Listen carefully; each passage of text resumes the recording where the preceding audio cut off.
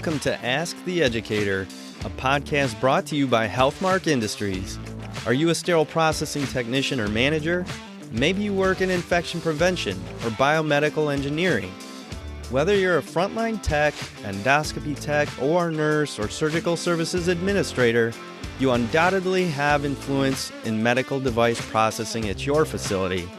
In each episode, we speak with experts from the Healthmark Clinical Affairs team, industry leaders, or special guests from the trenches to answer your questions and bring you relevant industry information, equipping you for excellence in medical device processing. My name is Kevin Anderson, and I will be your host. Now let's get started. Hey everyone, welcome back to the Ask the Educator podcast. This is Kevin Anderson, your host. Joining me, my co-host as usual, Adam Okada. Adam, thanks for joining me. Happy to be here.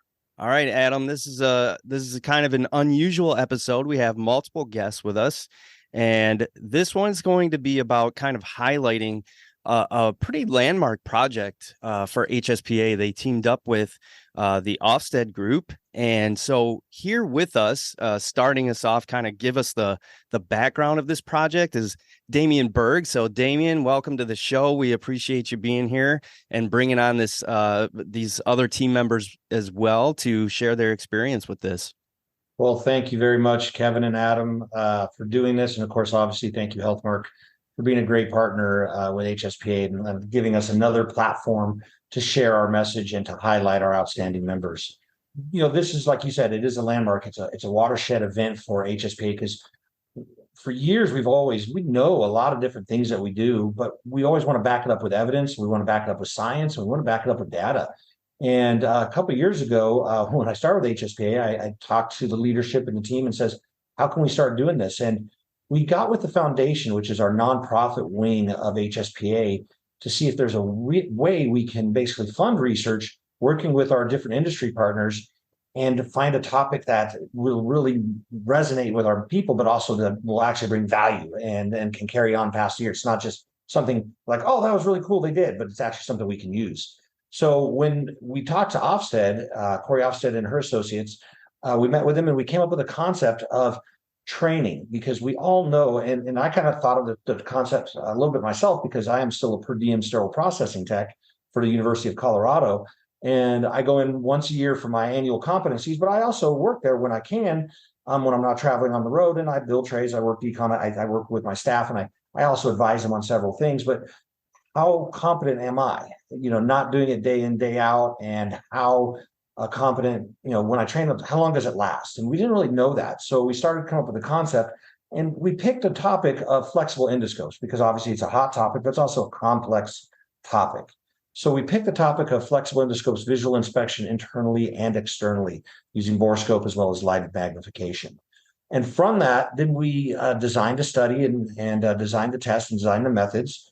And then we recruited. And the best part about the recruiting is we found technicians, HSPA technicians around the country that had, you know, little or no formal endoscope training. They could not be CER or any kind of endoscope trained or certified. And they may have done endoscopes, but they didn't have any formal education. I was more like OJT. And we wanted to make sure we got those kind of groups. We got them from across the country, East Coast, West Coast, Central, you name it. And we brought them together last year, September, to Minneapolis, to Ofsted's research headquarters. And we did the training for a day and a half. And then over the last year, we've done subsequent follow-on trainings and education sessions and really data diving on how they're doing in their facilities. And it's really exciting to see where that data started and now where it's at almost a year after the study. And I'll share some of that at the end when we talk about next steps and what we're doing. But I really want it to be about two of our outstanding participants that are on the call with us today and really have them talk to us about their experiences, not only during the training, maybe before the training. I'd like to hear that, actually. We haven't talked about that. It's like when they got asked what that means to them. And then as well as during the training. And then, of course, over the last 9-10 months when they're back in the real world, actually utilizing what the skills they were taught. And we'll kind of go from there. But I definitely will hand it back to you, Kevin, and let's hear from the trainees. And I will be in the background just listening and observing and enjoying. All right, sounds good. Thank you, Damien. I appreciate you setting that up for us. And why don't we go ahead and get started with Sarah Cruz. I'm sure a lot of you out there are familiar with Sarah. She's very active with HSPA, but also on social media and all that. So, Sarah, welcome to the show again. I believe you've been on way back when. Actually, it's been a while, but welcome back to the show. Thanks, Kevin. A luxury I like having. Thanks for having me. So, Sarah, why don't you go ahead and just kind of explain to us how you got involved in this project, and then maybe share one of the lessons learned along the way. Oh, yeah, sure. So initially, when the project was brought to my attention, I was almost inclined to say no, just because as a big part that Damien pointed out in the beginning was that you had to own to the fact that you probably didn't know a lot about endoscope reprocessing. And I have a lot of letters after my name, and while they all mean CSS nerd, I do not have CER after my name because I have started and stopped studying for that test because of overwhelm. And, typically being in a bone and joint institute, you don't really do too much with the endoscopes in that type of way. So I was initially like, why would I put myself in a situation to highlight what I don't know to the masses? But then after Damien explained the, implications that could have for our industry, I got to check the ego at the door and get in there and do what's best to elevate sterile processing amongst the healthcare industry. And I feel so excited to be a part of something that brought sterile processing to white paper documents and datas and, the infection prevention journals. And that's what it's all about with, making sure sterile processing can resonate amongst these other professions that contribute the same way to patient safety. Overall, it's been like a 180 view on self and promotion of industry. It's been great. Yeah, Sarah, that's awesome. I was in a very similar situation. I started in sterile processing. I primarily did instrumentation. I was not really familiar with flexible scopes.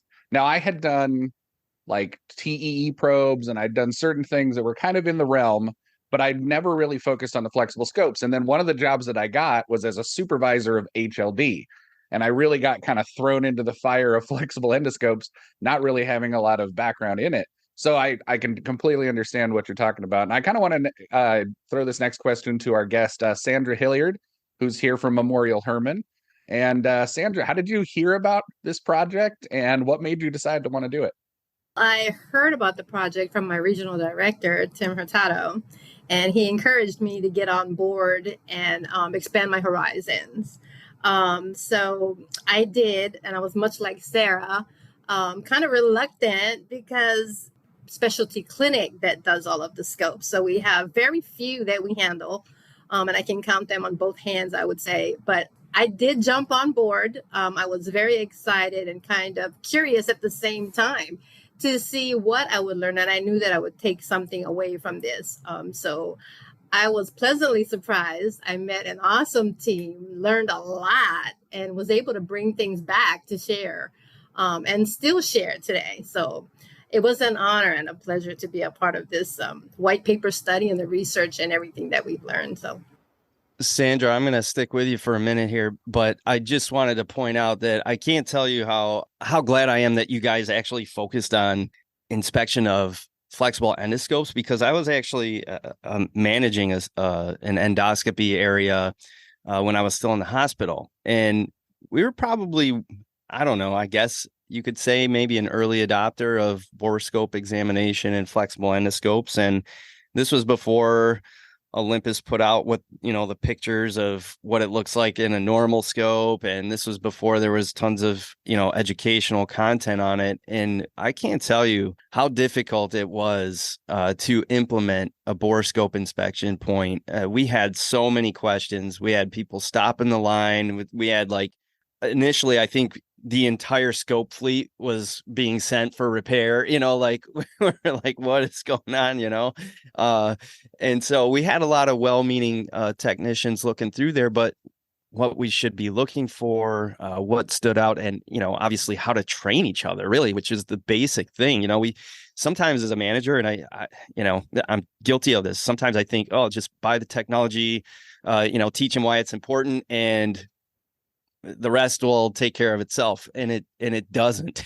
It doesn't take care of itself. Usually there's a lot of hiccups along the way. So I was really interested when this thing got published to see what you guys would have to say. So Sandra, what would you say? You mentioned that you were able to take some things back. Like, what is it that stood out to you that is going to actually change your practice? It sounded like you're the manager. So what are you going to do differently? Well, let me say this. Your story sounds a lot like mine. As a manager, most things are hands off. We're hands on when there's a fire, we need to jump in, right? But for the most parts, we're hands off. We get something in there, we go through the in-services, we get the IFUs, we create super users, and we get the trainers to train, and we get all of the people that are super users to train others. And we do competencies. But as we know, people kind of tend to fall off and do things their way, kind of a thing. And we were in the same boat. And at the time that this happened, it couldn't have happened at a more opportune time. I can honestly say, and I'm going to be totally transparent, that most of our fleet was out for repair. And we were looking at loaners, and loaners themselves. And what I've learned through all of this process was that even loaners that come in, we have to inspect those too, right? This is something that was not a part of our practice, right? So we were just running them through the process. We didn't have a boroscope. As a matter of fact, when this came upon me, as far as this opportunity, we got our first boroscope. So when I went off and took this training and met Damien and Sarah and the rest of the team, and I wish they were here, I learned everything, and all of the pieces kind of came together for me. So when I came back, I was able to use the boroscope with the information that was given to me, and to teach my super users how to properly inspect, what to look for, how to inspect the scope, name off all of the parts. So it was amazing to watch the team also do those hands-on things and create files that are so important when we're going through our scopes. So you have a file for each and every scope now, and my super users are hands-on with everything. And if I need to jump in there too, I can do it too. So this is my takeaway, that I'm able to inspect properly and I know what I'm looking for. And I can speak to the manufacturer and say, hey, this is what happened. This is what I found. This is where I saw it. So being able to speak to the processes and what I've learned is so important. So Kevin, I know it's not my turn to speak, but I'm going to go in anyway. I use that privilege. Is that okay? Of course, Damien. Yes. So, me, I've never met a microphone I don't like.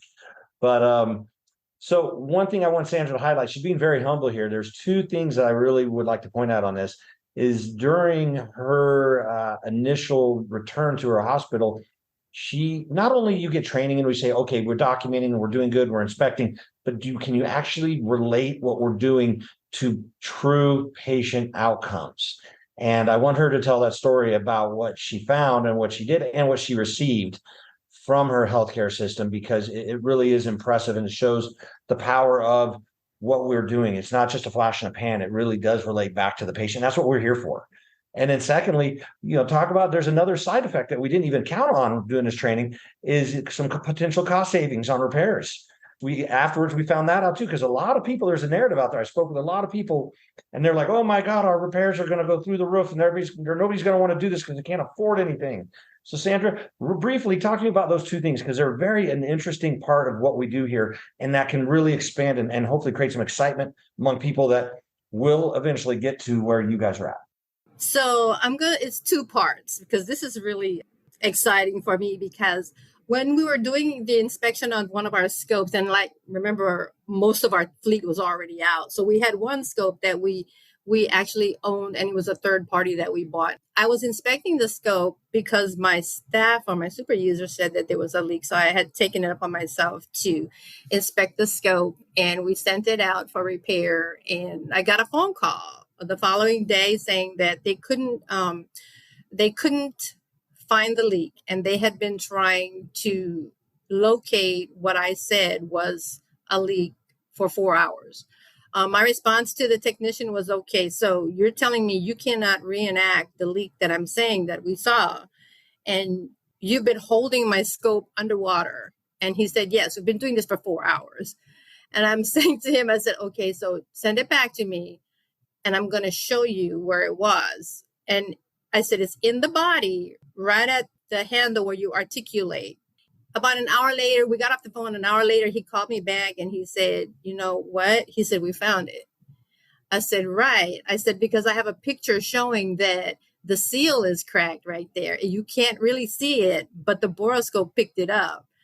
And he said, you know what? You're right. I said, so you flooded my scope for 4 hours. And he said, well, I tell you what, we're going to do the repair for free.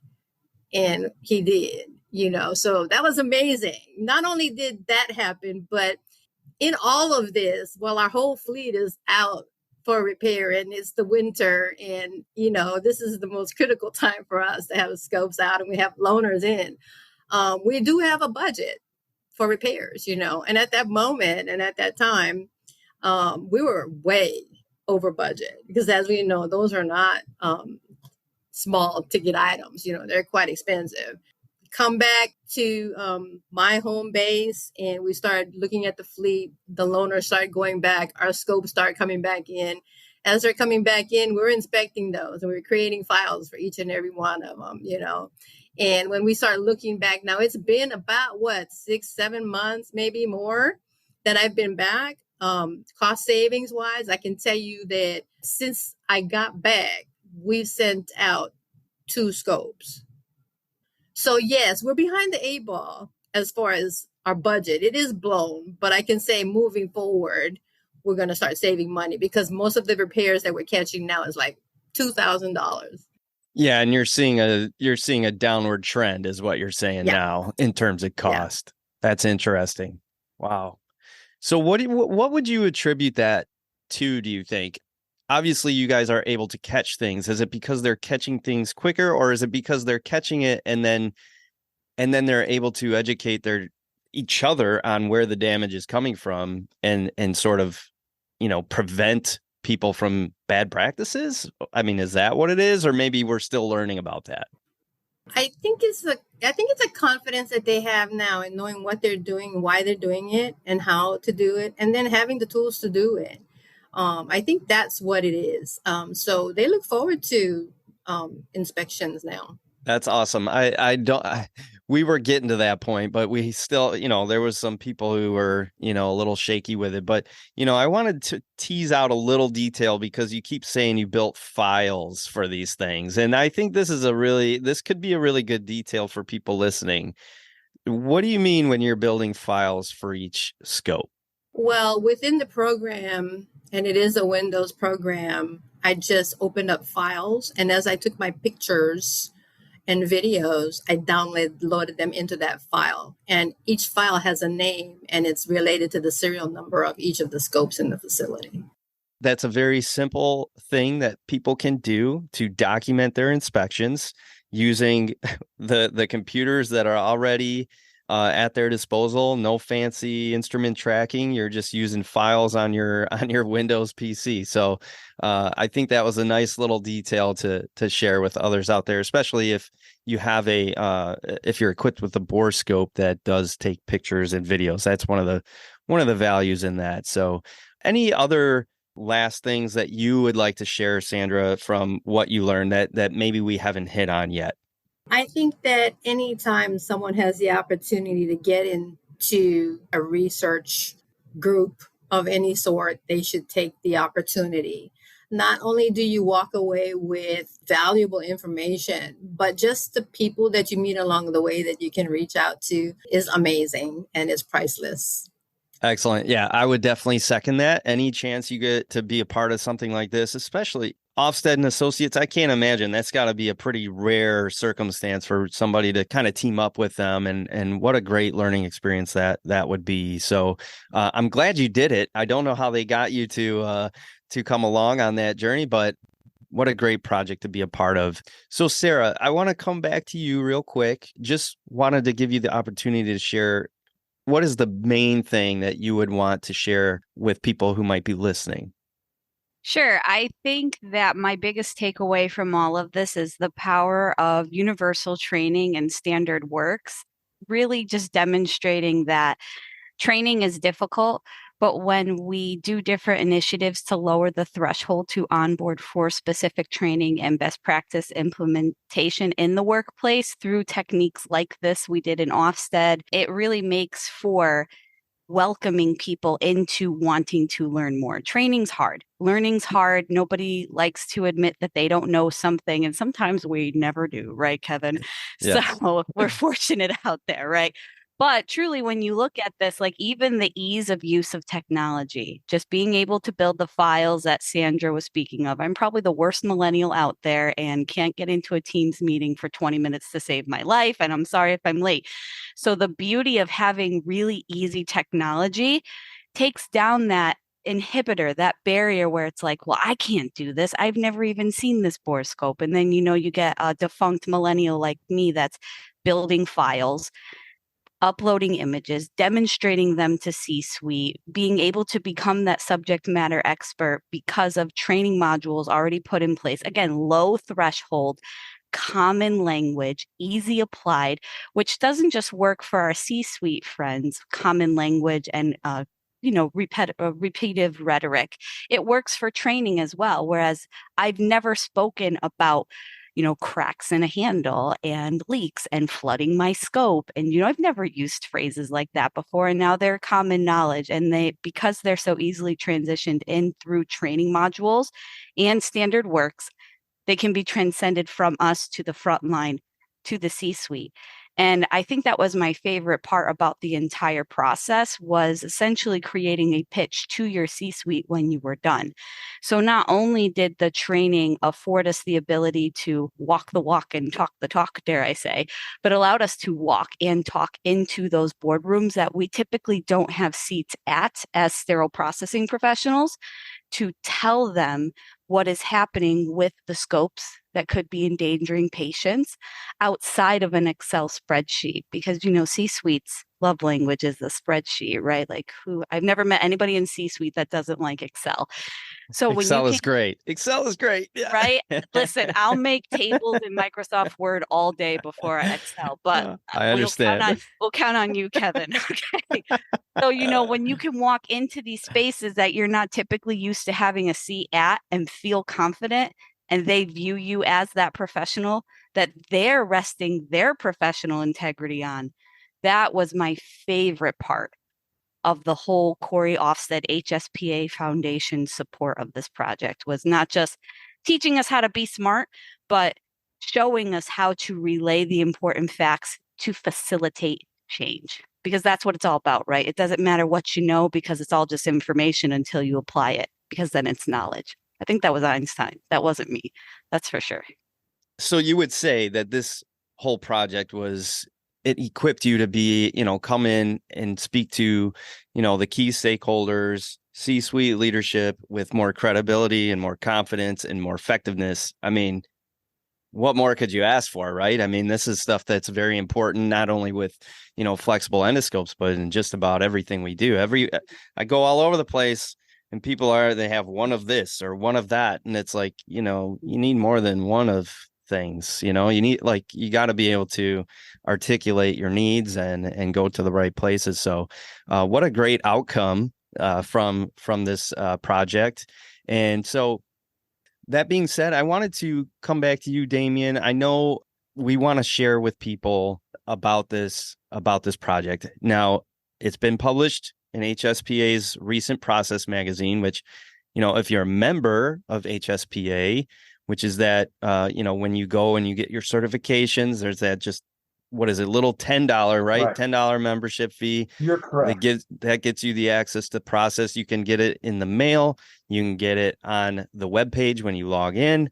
But also there is a QR code in there that you can scan and get right to the actual AGIC article, right? Am I saying all this correctly? Yeah.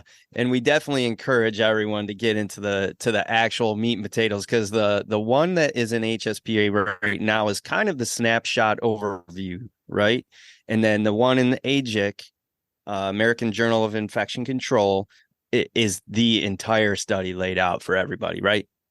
Correct. And yeah, we decided early on in this is when we applied for this is to one of the I don't want to say gifts. One of the things we did is make sure that we paid for it to be free download and access to anybody and everybody, not just members, anybody and everybody. I don't care what profession you're in, you can download it for free. We paid for that part of our grant money from the foundation.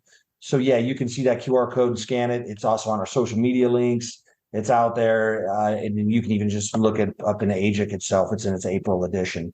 So it's really exciting that we can share that stuff with them. You can really read it and you can start developing. What we're going to be doing next with this, and that's a perfect segue, Kevin, is we're still collecting data on where and when training starts to degrade. So when do you start to drop off and start losing those skills? Even if you're doing something, skills are perishable. And whether it's a complex task like a flexible endoscope or doing your daily washer validations or whatever skills we have in our department, they are perishable. So at what point do you need to look at redoing your competencies? But more importantly, using the new HSPA Ofsted training model, because we believe that makes it stickier and cement in people's brains. And that's what we're proving with the data. That's what we're proving with the research. So we're almost done with that data collection for 1 year. And then we're going to come out with another push of information for everybody to say, this is what we found. We know it's working. Now we want the data to back it up because everybody is going to want to, prove it. And I think what we're going to do is my goal and my hope is HSPA conference in Las Vegas 2024. We're hoping to implement that as part of a training program for educators and other people there. And there's a whole lot of logistics. That's not saying it's going to happen yet because it's got to be in there, but I'll push hard at it. But it's basically we want to give some people to take home with them.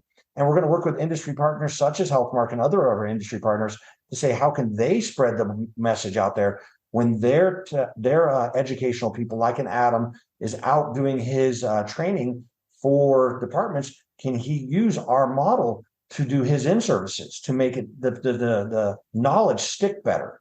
And then, of course, when he leaves, they can still use that same model that Ofsted and the HSPA members came up with to continue that training. So that's kind of the end goal in this. And then we're going to keep hopefully expanding, almost like train a trainer, a lot of different things that we have planned in the network. But I want to get all the data in. I want to see it all first, be able to prove it. Because what we don't want to do is say, well, this works really good. And then all of a sudden we're like, well, we got 3 more months and man, we should have went a different direction. But so far, the hypothesis that Corey Ofsted and myself had are proving solid. Now we're just going to put some meat on that bone over in the next 6 months and see where that goes. But you'll be hearing more from us for sure. And by the way, this is not the only HSPA research project in the pipeline. We've got other ones coming up, and that's the power of HSPA. That's the power of HSPA's foundation, both board of directors, and more importantly, the membership. That's one thing I didn't cover on there. And you mentioned a little bit about that $10 extra to be part of this. And how did Sandra get picked? How did Sarah? How did the others get picked? Not only were they certified CRCST, but they also had to be members.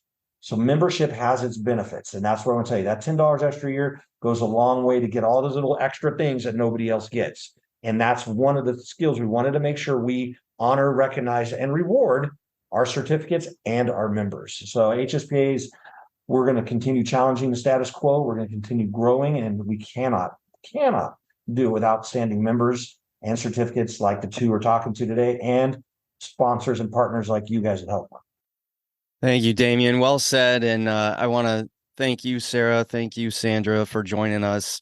What an amazing project. I hope that there's a lot of people out there that are already looking into this. And I look forward to what might be coming in the future there, Damian. You dropped some hints there, and I can't tell you, I mean, as somebody who's tried a lot of different things, as a manager to try and train somebody more effectively, it's not as straightforward as people assume, I think. And then I've seen things done where it's like you're going through yearly competencies and it becomes very sort of just like a I don't know, just a simple checkbox checklist where somebody's not really demonstrating things. And we need to get away from that. I think that's part of the part of the problem, and part of the reason why, our skills decay and our understanding decays a little bit over time. And so I think this is going to be really valuable to the industry. And so really appreciate the work and from all of you. And Adam, I should give you a chance here to get any last thoughts in before we wrap up. Yeah, I agree with everything that you just said. I mean, the opportunity to do this for HSPA members is huge, to participate in things like this that HSPA does. And then what you guys have is so valuable. What the members were able to take away from that project and able to help their facilities train and be a little bit more in tune with what we're actually doing with flexible endoscopes and whatever is going to come in the future. So incredibly exciting stuff from HSPA. And thank you guys for being on the podcast. So with that said, I think that's all. That's a wrap. And again, we appreciate your volunteering, obviously, for the project, but also for sharing it here on the podcast platform. We hope that it reaches a lot of ears and people learn some valuable lessons from the project that you guys participated in and shared with us. Thank you both. Yes, thank you. Thanks, Kevin, for having us. Bye.